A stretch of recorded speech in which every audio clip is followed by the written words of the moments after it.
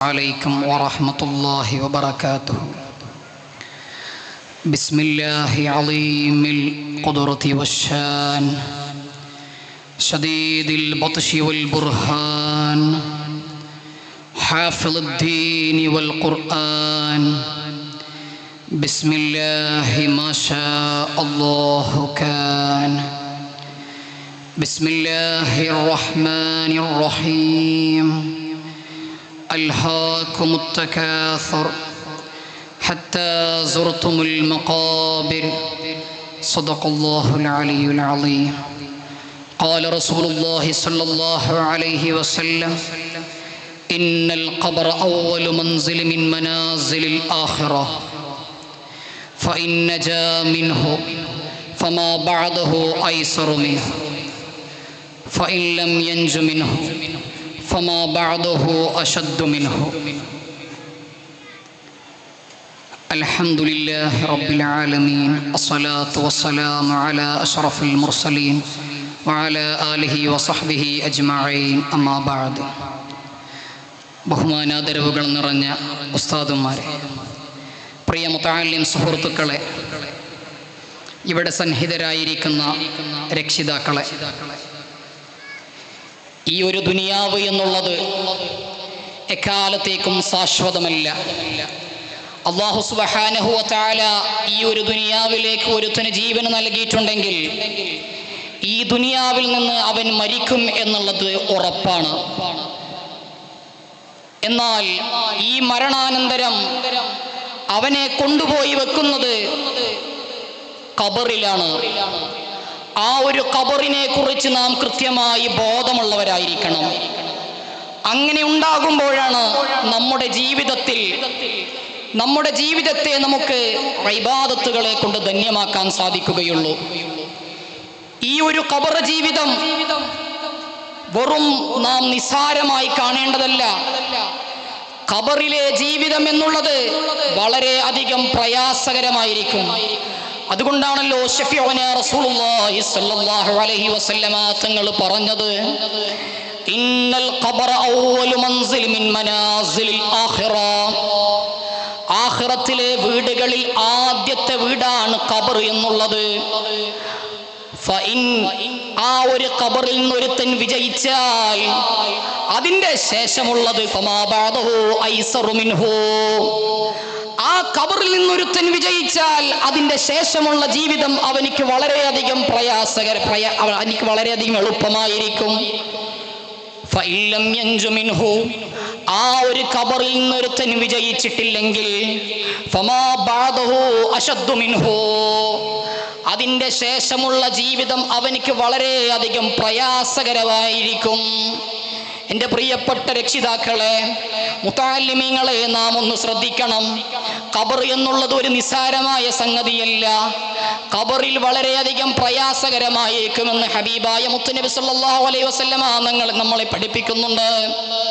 ഹബീബായ മുത്തുനബി സല്ലല്ലാഹു അലൈഹി വസല്ലമ തങ്ങൾ ഈ ഒരു ഹദീസ് വിശദീകരിച്ചതിന്റെ ശേഷം മുത്തുനബി സല്ലല്ലാഹു അലൈഹി വസല്ലമ തങ്ങളുടെ സന്നിധിയിൽ നിന്നുകൊണ്ട് ഖബറിനെ കുറിച്ചും നരകത്തെ കുറിച്ചും നരകത്തിലെ ശിക്ഷയെ കുറിച്ചും അവിടുന്ന് വിശദീകരിക്കുമ്പോൾ അടിപതറാത്ത, അവിടുന്ന് ഒരു തുള്ളി കണ്ണുനീരുറ്റിക്കാത്ത ഉസ്മാൻ റളിയല്ലാഹു അൻഹു ഹബീബായ മുത്തുനബി സല്ലല്ലാഹു അലൈഹി വസല്ലമ തങ്ങളുടെ ഈ ഒരു ഹദീസ് കേട്ടതിന്റെ ശേഷം അവിടുന്ന് ഖബറെന്ന് കേട്ടാൽ അവിടുന്ന് പൊട്ടി കരയുമായിരുന്നു.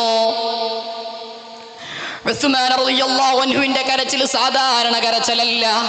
അവിടുന്ന് കരഞ്ഞ് അവിടുത്തെ താടിരോമങ്ങളിലൂടെ കണ്ണുനീരുറ്റുമായിരുന്നു. നിങ്ങളെല്ലാവരും ഒന്ന് ശ്രദ്ധിക്കണം. ഉസ്മാൻ റളിയല്ലാഹു അൻഹു അതിന്റെ ശേഷം ആരെങ്കിലും അവിടെ മരണപ്പെട്ടാൽ ആ ഒരു വ്യക്തിയെ ഖബറിൽ കൊണ്ടുവച്ചതിന്റെ ശേഷം അവിടുന്ന് പാടുമായിരുന്നു: ഫഇൻ തൻജു മിൻഹാ തൻജു മിൻ ദി അളീമതി വഇല്ലാ ഫഇന്നി ലാ ഇഖാലുക നാജിയാ. എടോ, നിന്നെ ഈ കുഴിമാടത്തിലേക്ക് വെക്കപ്പെട്ടാൽ, മരണാനന്തരം നിന്നെ ഈ ഒരു കുഴിമാടത്തിലേക്ക് വെക്കപ്പെട്ടാൽ ആ ഖബറിൽ നിനക്ക് രക്ഷയുണ്ടെങ്കിൽ അതിന്റെ ശേഷമുള്ള ജീവിതം ഖബറിന്റെ ശേഷമുള്ള ജീവിതം നിനക്ക് വളരെയധികം എളുപ്പമായിരിക്കും, വളരെയധികം സുഖകരമായിരിക്കും. ഇനി അവിടെ നിനക്ക് പ്രയാസമുണ്ടെങ്കിൽ അവിടുന്ന് അങ്ങോട്ട് മുഴുവനും നിനക്ക് പ്രയാസം തന്നെയാണെന്ന് ഉസ്മാൻ റളിയല്ലാഹു അൻഹു അവിടുന്ന് പഠിപ്പിക്കുകയാണ്. കഴിഞ്ഞിട്ടില്ല. ഖബറിനെ കുറിച്ച് ഹബീബായ മുത്തുനബി സല്ലല്ലാഹു അലൈഹി വസല്ലമ തങ്ങൾ പറയുകയാണ്, മാ റഅയ്തു മല്ലറൻ ഖത്തു ഇല്ലാ വൽ ഖബ്റു അഫ്ളഹു മിൻഹു.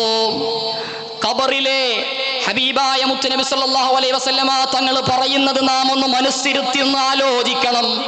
എൻ്റെ ഉമ്മമാരെ, എൻ്റെ പെങ്ങന്മാരെ, നിങ്ങളൊന്ന് മനസ്സിരുത്തി ആലോചിക്കണം. ഹബീബായ മുത്തുനബി സല്ലല്ലാഹു അലൈഹി വസല്ലമ തങ്ങൾ അവിടുത്തെ ഖബറിനെ കുറിച്ച് വിശദീകരിക്കുന്നത് കാണാം. ഞാൻ ഖബറിനോളം ഭീകരമായ, ഖബറിനോളം പെരുവെരുപ്പുള്ള ഒരു വസ്തുവിനെയും ഞാൻ കണ്ടിട്ടില്ല എന്ന് ശഫീഉനാ റസൂലുള്ളാഹി. അതാണ് ഖബർ എന്നുള്ളത്. ഖബറിൽ ഒരു വ്യക്തിയെ കൊണ്ടുവച്ചാൽ അവിടെ അനുഭവപ്പെടുന്ന ആദ്യത്തെ അനുഭവം എന്താണെന്നറിയുമോ? ഇമാമിങ്ങൾ വിശദീകരിക്കുന്നത് കാണാം. ലഗ്തത്തുൽ ഖബർ, ഈ ഒരു വാക്ക് പോലെ തന്നെയാണ് ഇതിന്റെ ആശയവും. ലഗ്തത്തുൽ ഖബർ, ഏതൊരു വ്യക്തിയെയും ഖബറിൽ കൊണ്ടുവച്ചാൽ അവനെ ഖബറൊന്ന് ഇറുക്കും. സാധാരണ ഒരു ഇറുക്കലല്ല, സാധാരണ ഒരു കെട്ടിപ്പിടുത്തമല്ല. അവിടുന്ന് ഖബർ ഇറുക്കുന്ന ഇറുക്കം കാരണത്താൽ അവന്റെ വാരിയെല്ലുകൾ പോലും കോർക്കും വിധത്തിലാണ് ഖബർ ഇറുക്കുക. എൻ്റെ പ്രിയപ്പെട്ട സുഹൃത്തുക്കളെ, ആ ഒരു ഖബറിന്റെ ഇറുക്കത്തിൽ നിന്ന് നമുക്ക് രക്ഷ നേടണമെന്നുണ്ടെങ്കിൽ ഹബീബായ മുത്തുനബി സല്ലല്ലാഹു അലൈഹി വസല്ലമ തങ്ങൾ മഗ്രിബിന്റെ ശേഷം പാരായണം ചെയ്യാൻ പറഞ്ഞ സൂറത്തുൽ മുൽക്ക് നാം പാരായണം ചെയ്യണം. നമ്മുടെ ദൈനംദിന ജീവിതത്തിൽ ഇത്തരം വിഷയങ്ങൾ നാം കൊണ്ടുവരാൻ ശ്രമിക്കണം. അപ്പോഴേ ഖബറിലുള്ള ജീവിതത്തിൽ നിന്ന് നമുക്ക് ഈ ഒരു ഇറുക്കത്തിൽ നിന്ന് രക്ഷ ലഭിക്കുകയുള്ളൂ. ഹബീബായ മുത്തുനബി സല്ലല്ലാഹു അലൈഹി വസല്ലമ തങ്ങൾ പറയുകയാണ്,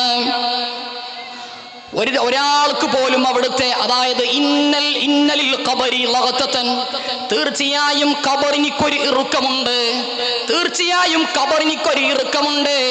വലൗ കാന അഹദു നാജിയം മിൻഹാ, ആ ഒരു ഇറുക്കത്തിൽ നിന്ന് ആരെങ്കിലും രക്ഷപ്പെടുമായിരുന്നുവെങ്കിൽ ലകാന സഅദ് ബിൻ മുആദ്, അത് സഅദ് ബിൻ മുആദ് റളിയല്ലാഹു അൻഹു ആണെന്ന് ഹബീബായ മുത്തുനബി സല്ലല്ലാഹു അലൈഹി വസല്ലമ തങ്ങൾ. അതായത് ഈ ഒരു ഇറുക്കത്തിൽ നിന്ന് ആർക്കെങ്കിലും മോചനം ലഭിക്കുകയായിരുന്നുവെങ്കിൽ അത് സഅദ് ബിൻ മുആദ് റളിയല്ലാഹു അൻഹുക്ക് ലഭിക്കുമായിരുന്നു എന്ന് ശഫീഉനാ റസൂലുള്ളാഹി സ്വല്ലല്ലാഹു അലൈഹി വസല്ലം. ആരാണ് സഅദ് റളിയല്ലാഹു അൻഹു എന്ന് നാം ഓർക്കണം. എൻ്റെ പ്രിയപ്പെട്ട മുത്തഅല്ലിമീങ്ങളെ, ആരാണ് സഅദ് റളിയല്ലാഹു അൻഹു എന്ന് നാം ഒന്ന് ഓർക്കണം. ഹബീബായ മുത്തുനബി സല്ലല്ലാഹു അലൈഹി വസല്ലമ തങ്ങളും സ്വഹാബത്തും ഒരുമിച്ച് കൂടുന്ന സദസ്സിലേക്ക് സഅദ് റളിയല്ലാഹു അൻഹു കയറി വരുമ്പോൾ ഹബീബായ മുത്തുനബി സല്ലല്ലാഹു അലൈഹി വസല്ലമ തങ്ങൾ പറഞ്ഞതാണ്, ഖൂമൂ ലിസയ്യിദിക്കും, നിങ്ങൾ നിങ്ങളുടെ നേതാവിന് വേണ്ടി നിങ്ങൾ എഴുന്നേറ്റ് നിൽക്കുക. അങ്ങനെ എഴുന്നേറ്റ് നിൽക്കാൻ വേണ്ടി പറഞ്ഞ ഒരു സ്വഹാബിയാണ്, എഴുന്നേറ്റ് നിന്നുകൊണ്ട് ബഹുമാനിക്കാൻ വേണ്ടി പറഞ്ഞ ഒരു സ്വഹാബിയാണ് സഅദ് റളിയല്ലാഹു അൻഹു. ഇമാമിങ്ങൾ വിശദീകരിക്കുന്നത് കാണാം, വമഹ്തസ്സ അർശുല്ലാഹി ബിൻ മൗതി ഹാലികി സമിഅനാ ബിഹി ഇല്ലാ ലിസഅദിൻ അബി ഉമർ. അള്ളാഹുവിന്റെ അർശ് എന്ന ഗോളം, അള്ളാഹുവിന്റെ അർശ് എന്ന ആ ഒരു സിംഹാസനം ആരെങ്കിലും മരണപ്പെട്ടു എന്ന വാർത്ത കേട്ടത് കൊണ്ട് ഇടറിയിട്ടുണ്ടെങ്കിൽ, ആ ഒരു സിംഹാസനം പതറിയിട്ടുണ്ടെങ്കിൽ അത് സഅദ് ബിൻ മുആദ് റളിയല്ലാഹു അൻഹുവിന്റെ മരണ വാർത്ത അറിഞ്ഞ കാരണത്താലെന്ന് ശഫീഉനാ റസൂലുള്ളാഹി സ്വല്ലല്ലാഹു അലൈഹി വസല്ലം. തീർന്നിട്ടില്ല, ഖബറിലെ ജീവിതത്തെ കുറിച്ച് തീർന്നിട്ടില്ല. ഈ ഒരു വിഷയം മാത്രം, ഈ ഒന്നാമത്തെ വിഷയം മാത്രം കുറച്ചും കൂടി വിശദീകരിച്ച് ഞാൻ അവസാനിപ്പിക്കുകയാണ്. ഹബീബായ മുത്തുനബി സല്ലല്ലാഹു അലൈഹി വസല്ലമ തങ്ങൾ സ്വഹാബത്തിനോട് പറയുകയാണ്, മാ ഉഫിയ അഹദും മിൻ ലഗ്തത്തിൽ ഖബർ, ഖബറിന്റെ ഇറുക്കത്തിൽ നിന്ന് ഒരാൾക്കും അഫൂ ലഭിച്ചിട്ടില്ല.